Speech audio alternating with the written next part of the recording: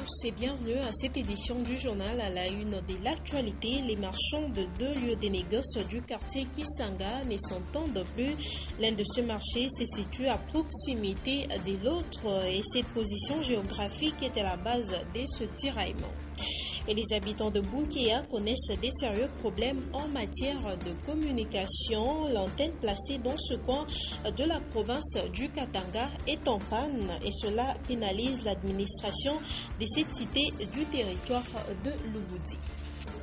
Une fois de plus, bonsoir et bienvenue dans cette édition du journal. Les vendeurs de deux marchés du quartier Kisanga vivent à couteau tiré suite à la proximité de ces lieux de négoce. Une situation qui ne permet pas du tout aux occupants d'évacuer paisiblement à leurs occupations. Antoine Roger-Mbouimouamba nous en parle dans cet élément de reportage.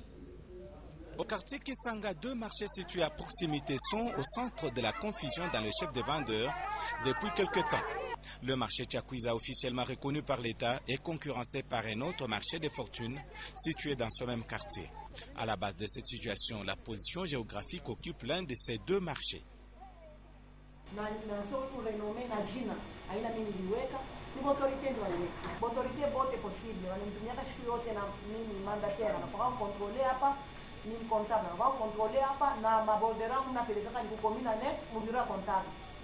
L'espace de marché Olive-Lembe serait réservé selon les responsables du cadastre à un terrain de football, mais les vendeurs l'occupent encore, ce que les vendeurs de ces lieux de négoce ne veulent pas entendre.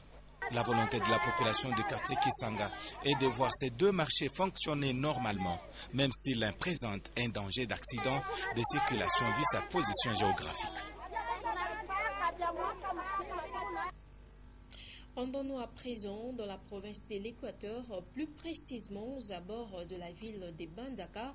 Ici, plusieurs habitants exercent leurs activités quotidiennes au beach de la ville, notamment la vente des poissons, du bois de chauffage et la paille pour la construction des maisons. Coup de projecteur avec Karine Kabongo et Mesha Kaembe. La vie quotidienne des habitants de Mbandaka est liée au fleuve Congo. C'est au bord de ce grand cours d'eau que tous se lèvent et se couchent. La principale activité est la pêche ainsi que la vente de poissons. Très tôt le matin, les pirogues voguent sur le fleuve à la recherche de poissons. À leur retour, les vendeuses sont là pour acheter et aller revendre la marchandise au marché. La tâche n'est toujours pas facile.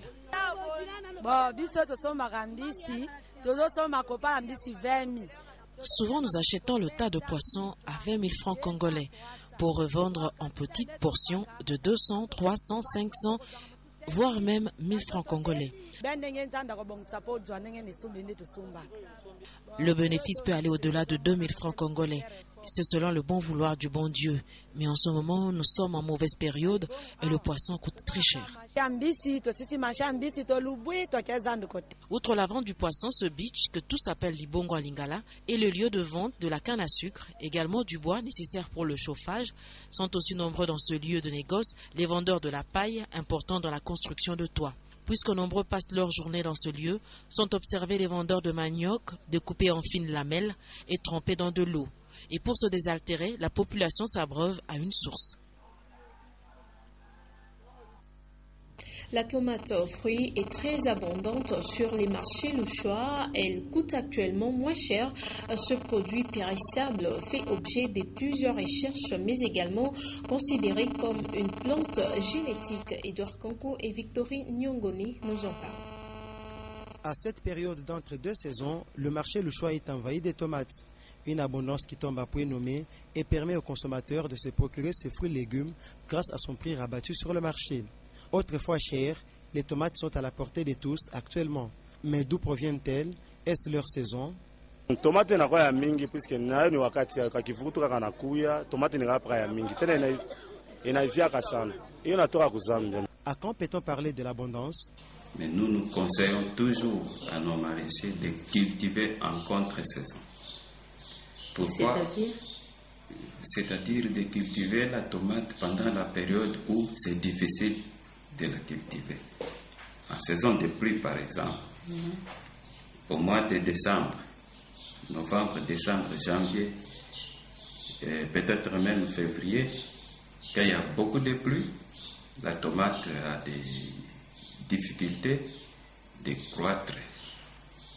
Mais avec de bonnes techniques, on sait cultiver la tomate en cette période-là.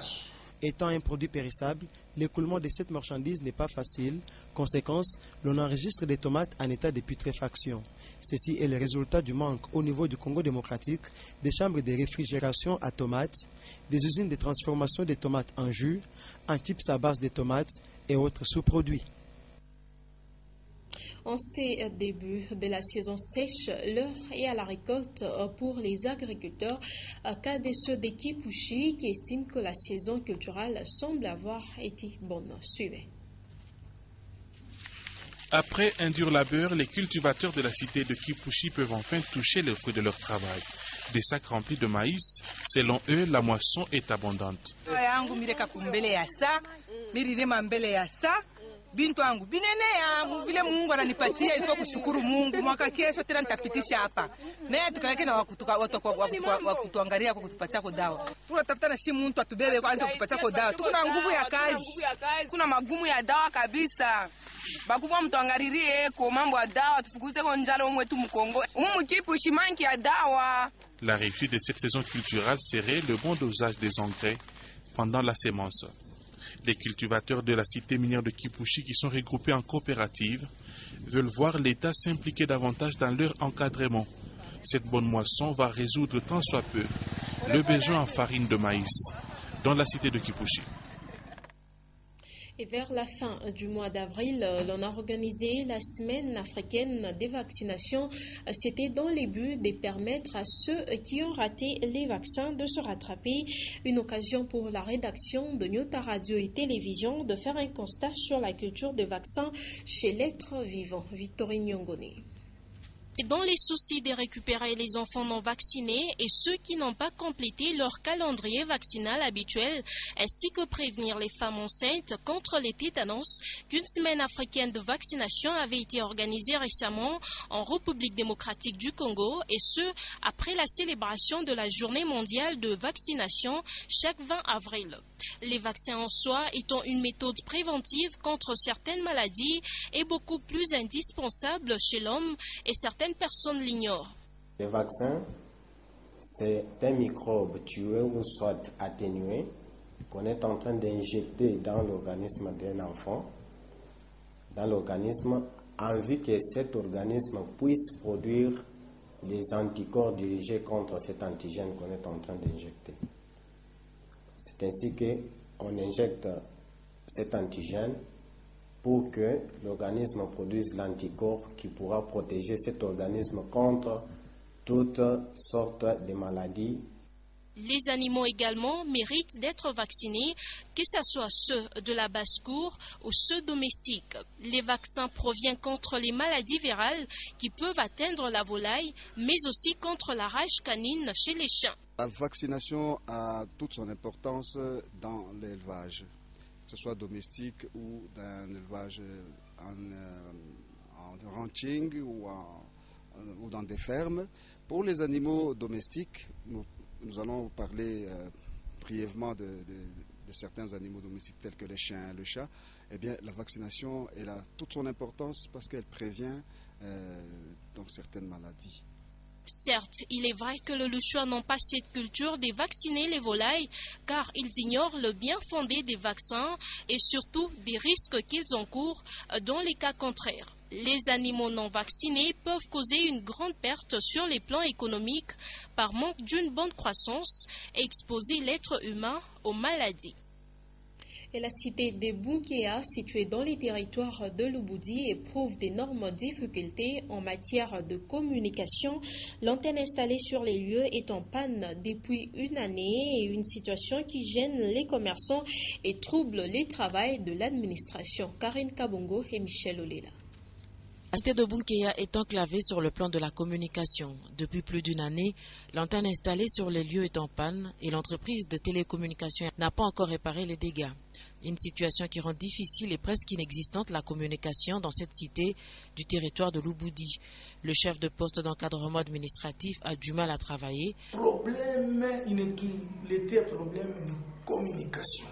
Kama leo banakuwa kutushitusha kubale wajambazi mpaka vile balikuwa kutushitushaka mili kimbiaka mi en kilote mi nenda kusone ku 50 km kule ku rezo kulwambo.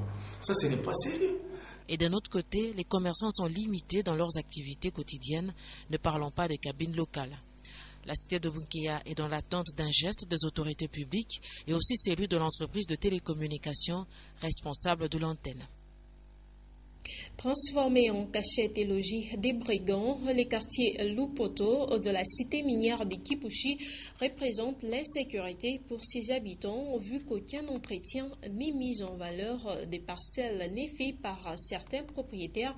La population s'est plaint de la permanence des voleurs dans ce coin. Elle demande l'implication de l'autorité pour que règne la sécurité de leur vie et leur bien. Mami Hélène Kalilo et lui Lumami pour les détails. Loti plus ou moins à 20 ans, le quartier Lupoto de Kipushi représente à ce jour un danger permanent pour les habitants. Certains acheteurs de parcelles dans ce quartier ne se soucient pas de le mettre en valeur. Le quartier Lupoto est transformé depuis un temps le lieu de cachette pour des voleurs et des bandits qui opèrent tard dans la nuit. Une situation qui inquiète la population de cette contrée. Nous demandons aux personnes qui ont acheté ces parcelles qu'elles puissent les mettre en valeur. Au besoin d'abord, dans un premier temps, nettoyer ou bien couper l'herbe et les mettre en valeur. S'ils ne sont pas à même de le faire, qu'ils les vendent. Il y a des gens qui cherchent des parcelles, qu'ils les vendent comme ça. Les personnes qui sont prêtes à mettre en valeur ces parcelles peuvent bien le faire.